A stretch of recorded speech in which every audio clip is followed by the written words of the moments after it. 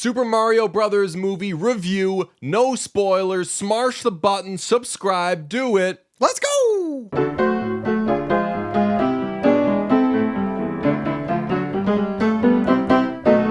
Brunch! The Super Mario Brothers movie is an Illumination-produced film based on Nintendo's Mario, featuring classic characters voiced by the likes of Chris Pratt, Anya Taylor-Joy, Charlie Day, and Jack Black. This movie takes place between Brooklyn and the Mushroom Kingdom as Mario and Princess Peach try to save both Luigi and the entire Mushroom Kingdom. It has a 57% on Rotten Tomatoes against a 96% audience score and a runtime of 1 hour and 32 minutes. I know off the top we said that there won't be spoilers, but we said that before everything. It's not like Mario's not gonna get cancer or something in a movie, so I think we'll be able to speak pretty freely about this. I'm surprised that almost half the critics thought this was a bad movie. This isn't a bad movie. It's a perfectly fine movie that does a lot of things okay. Is not great in any area, though. No, I agree with that 100%. I'm not surprised, though, that half the critics didn't like it because it falls into the weird category of a children's movie that is appealing to adults because it's a children's thing from when adults were children, you know? And so, like, a lot of adults are going into this movie being like, pushing up the frame of their glasses, being like, I'm ready for this Mario movie I've been waiting 20 years for. And people have been waiting for this movie for like 20 to 30 years, but at the end of the day, it's still a kid's movie. So I was going to get to this later as one of my lone issues with it, but my biggest issue ties into this, and I hate this dumb cliche question that people ask of too many movies, but in this case, it is fair to ask, who is this movie for? It is for. Because... I mean, it is fair, yes. Because my biggest issue with this movie is it's scary. Like, not like it didn't scare me, but like a lot of like stuff in like dark wooded areas with like the skeleton Koopas and everything, and children that were in the theater with me where like I could hear them like crying and I was like with them. I personally wasn't that scared. Sure, man. But I was like, yeah, this is a kid's movie, you dummy. Like, yeah, like we get it. Mario and Luigi get separated. Spoilers. But like you could just take a second to have Luigi go through his thing before he, spoilers, ends up with Bowser. So it's a little too scary for children. It's too childish, I would say, for teens. Too childish for adults as well. And here's the kicker. I, as a non-massive Nintendo head, just somebody who grew up playing video games, I would say, 95% of the references. And I don't think that's great. No, I don't think you did. Because you want... Really? Yeah, there's like a shitload of like, Easter eggs and very nerdy stuff that you definitely didn't get. Okay, so I'll put it this way. I never had any questions. Okay. I never didn't get anything, and that's different from like understanding everything, right? But still, like it definitely was a movie made more for me than it was made for a super huge Nintendo head. I think it had some stuff for the Nintendo head. Definitely. They got the cherry on top, but the meat of it was made for me. And if I weren't a person who went to movies all the time, I would not be interested in seeing this movie. Yeah, no, I do think there's an element of it being like it trying to be all things to all people, and you know, I don't think it necessarily does like a horrible job of it, but like you said at the beginning, it doesn't do anything particularly like amazing. I think the visuals and like a lot of the detail put into it is where it gets its highest marks, but like the characters weren't very good. Just aside from like, oh, cool, like I recognize this thing. Like there's not really a lot of depth to any of these characters. No, and the story was lame. And the story was lame. Yeah, like those are my two big knocks, my two biggest complaints. Like we got to talk about it because it's been like the number one thing that people talk about with this movie is the Chris Pratt voice attached to Mario.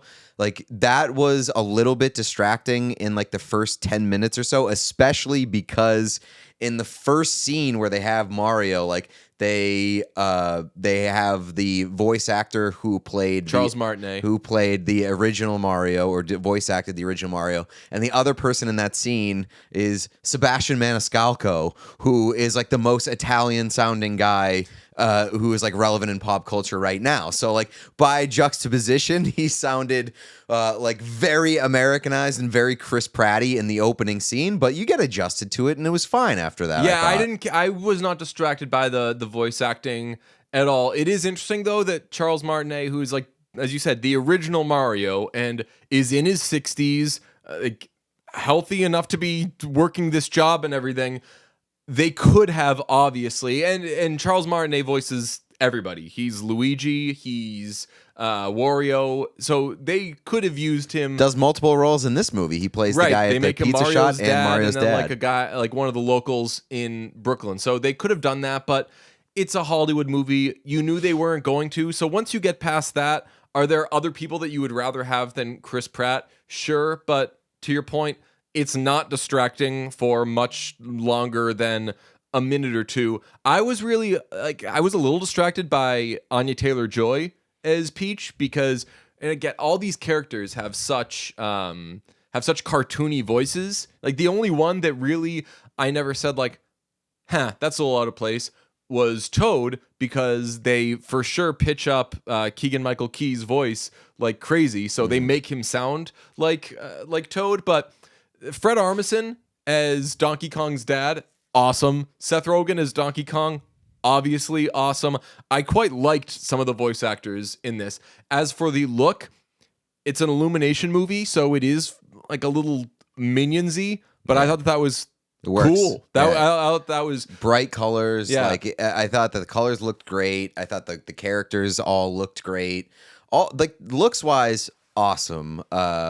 Glad you brought up Anya Taylor-Joy. I thought that she was like kind of more distracting than Mario. It just like in terms of sounding like very human, yeah, like a person, but like a person, which is I guess is a weird criticism because Peach is legitimately a human, but it was weird. It was like felt like she was actually acting rather than voice acting. I thought I noticed a couple times that this movie just like DGAF, which is funny for possibly a kids movie.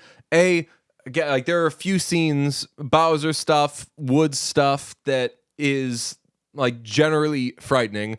And also, I believe Peach at some point calls somebody a psycho, which is like Bowser, I'm assuming. Maybe, but that's like high on the list of current words that are being like phased out. And if you're making a movie and you're looking ahead, really? I'm definitely not using psycho. I'm definitely not phasing out psycho. Yeah, but you know that it's that like it gets pushback when you say it. Really? Yeah. You like so psycho, spaz, stuff like that Spaz, gets like I big understand, pushback now. Yeah, not psycho in my experience. I mean, it's a long story, but it is, and I think that if you're making a movie right now, you probably do keep a list of all right, like what will we get crap for in a couple years. So I did find it funny that was in there. I wasn't obviously like hurt by that word, but I was like, it is funny that this is a kid's movie that's just like kind of blowing through stop signs. And like it does, this movie does have like a little bit, like a few cultural undertones. Like they shift Peach outside of the damsel in distress role, which I know that a lot of people have been talking about.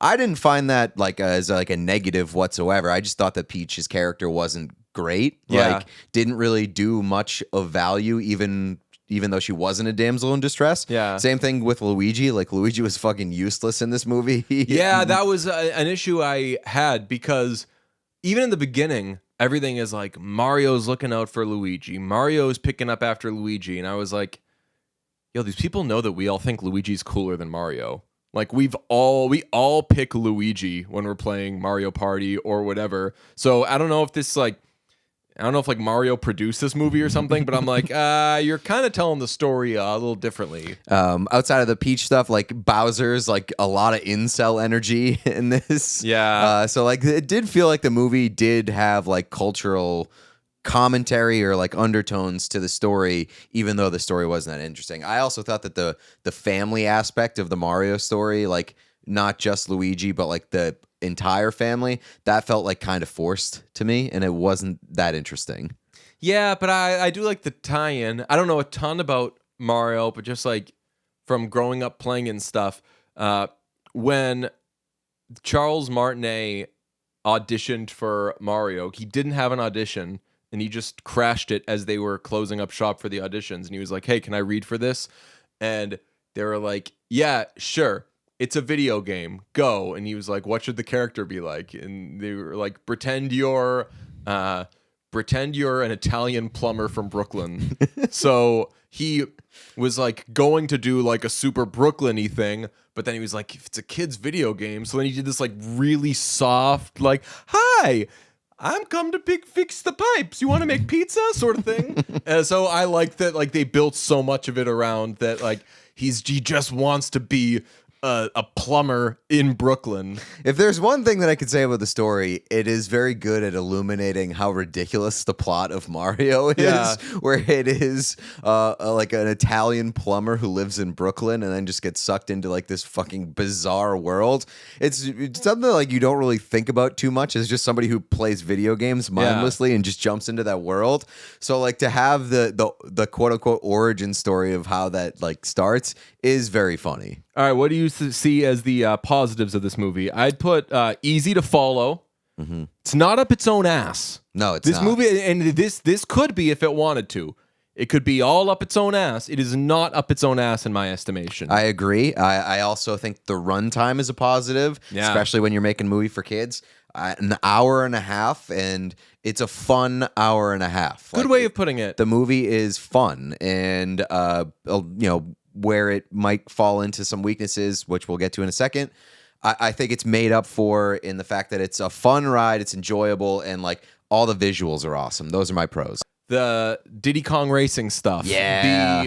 Obviously you knew there was going to be some Mario Kart and some Rainbow Road and everything, and that was all really, really cool. I thought the way they did Rainbow Road was excellent. I think that these days, like speaking of things that you have to phase out, I don't think you're doing a full depiction of Rainbow Road because it was very tough on the eyes and like borderline dangerous. Yeah. But it looked so cool in this movie. Basically, everything that was some sort of allusion to a level or a game, I thought like the Super Mario 3 stuff. Yeah, great. Even the like when they rush to get to that plumbing job and they shoot it in like the video game format, and he's like jumping on the scaffolding and like jumping off the fence to like a pole. I thought that stuff was all really, really cool. I also did appreciate that the Diddy Kong Racing stuff came before the Mario Kart racing stuff, which is a nice little, I think, like homage a little bit. I thought that was very cool.